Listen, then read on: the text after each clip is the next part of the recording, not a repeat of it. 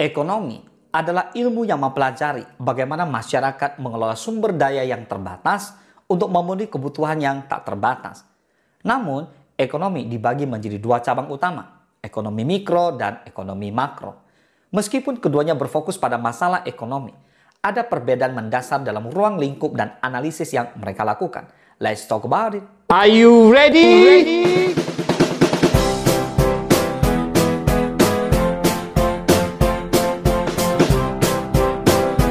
Are you ready? Yang pertama, definisi. Ekonomi mikro adalah ekonomi yang mempelajari perilaku individu, rumah tangga, dan perusahaan dalam membuat keputusan mengenai alokasi sumber daya. Fokus utamanya adalah unit-unit kecil dalam perekonomian seperti perusahaan, konsumen, pasar barang dan jasa, serta harga barang. Ekonomi makro.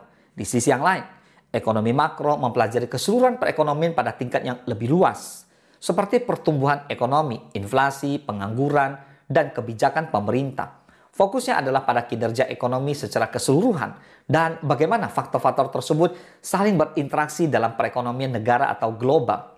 Yang kedua, fokus pembahasan.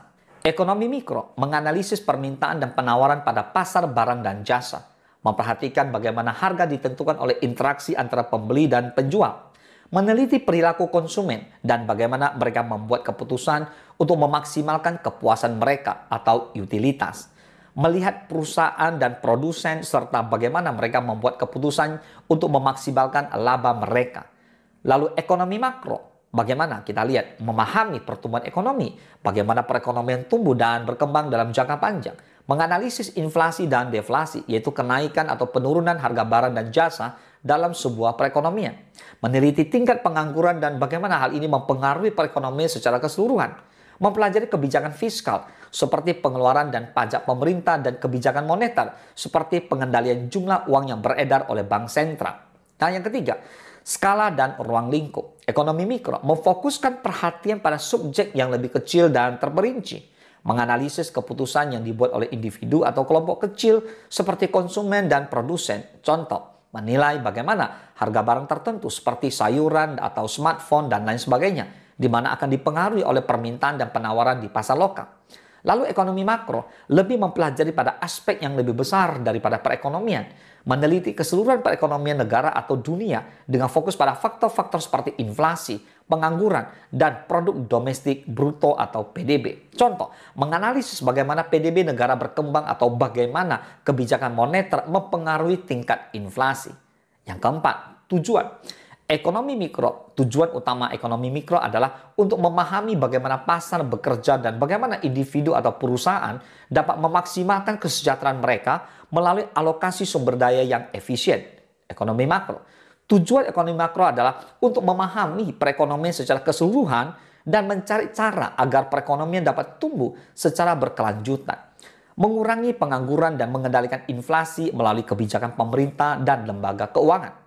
Yang kelima, kebijakan yang diterapkan. Ekonomi mikro, kebijakan yang diambil oleh pemerintah atau lembaga terkait untuk memperbaiki pasar dan menstabilkan harga barang dan jasa. Kebijakan yang berfokus pada persaingan pasar dan pengaturan harga.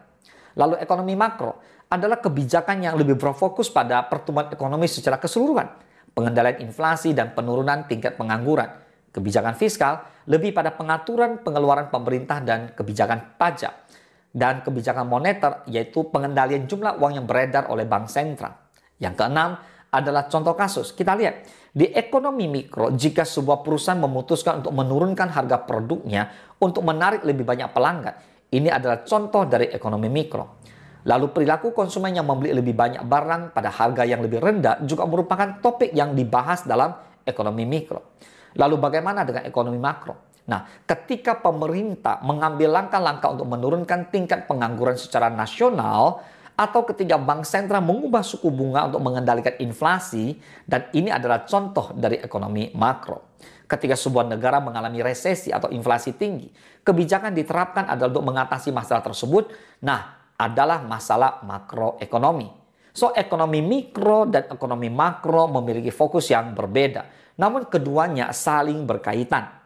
Ekonomi mikro berfokus pada keputusan individu dan perusahaan dalam pasar, sedangkan ekonomi makro menganalisis kinerja keseluruhan perekonomian suatu negara atau dunia.